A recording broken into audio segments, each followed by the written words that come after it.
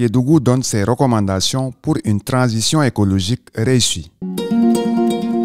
Après des caravanes réussies en 2019, 2020 puis 2022, qui ont permis d'initier un dialogue inclusif et participatif sur les défis et opportunités liés à la transition agroécologique. Aujourd'hui encore, en 2025, la DITAES continue d'inscrire son action dans une perspective de long terme en cohérence avec les orientations du nouvel agenda de transformation nationale Sénégal 2050, qui met un accent particulier sur la durabilité des systèmes alimentaires et la territorialisation du développement. L'État du Sénégal est dans un processus d'institutionnalisation de l'agroécologie au niveau de nos politiques publiques. Raison pour laquelle la dynamique pour la transition agroécologique, qui est une alliance d'organisations de la société civile, d'organisations de recherche, d'universitaires et des services techniques de l'État, sillonne les différentes régions du Sénégal pour consulter les populations à la base pour qu'ils puissent donner leurs préoccupations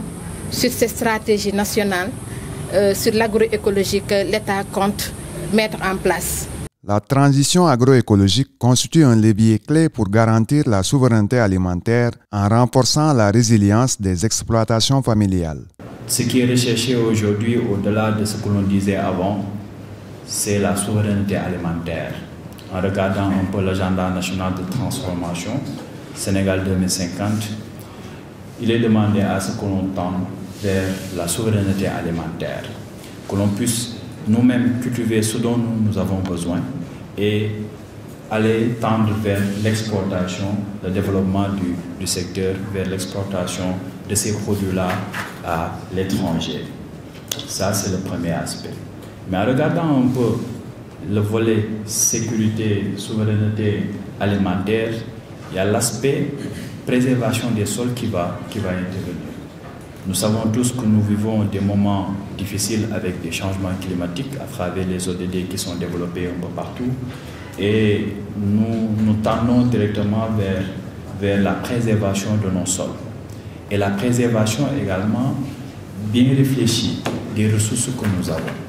C'est là où intervient l'agroécologie, qui a non seulement comme objectif aujourd'hui de développer le concept dans la région qui est une région agricole, raison pour laquelle vous êtes des acteurs qui œuvrent dans ce cadre-là, mais à côté, en développant l'agriculture, que ça soit une agriculture saine, qui va permettre la régénération des sols, la préservation de notre environnement et surtout la préservation de nos ressources. La mise en œuvre de certaines actions aiderait les communautés à s'engager dans cette transition agroécologique. Pour la justice climatique, il s'agit de renforcer les capacités des communautés locales à s'adapter au changement climatique en donnant accès aux technologies, aux ressources financières et aux connaissances.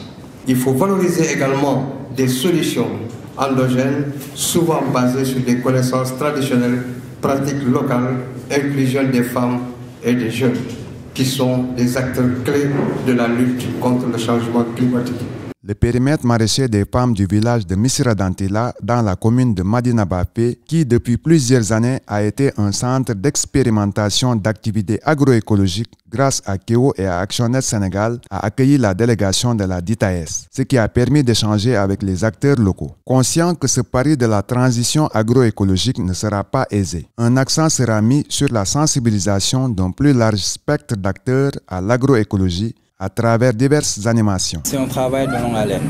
Ce n'est pas quelque chose que nous allons rectifier du jour au lendemain. Il faut savoir qu'au niveau local, il y a déjà des pratiques. Les exploitations familiales ont déjà des pratiques. Il s'agit aujourd'hui de leur faire comprendre que certaines parmi ces pratiques ne sont pas les meilleures.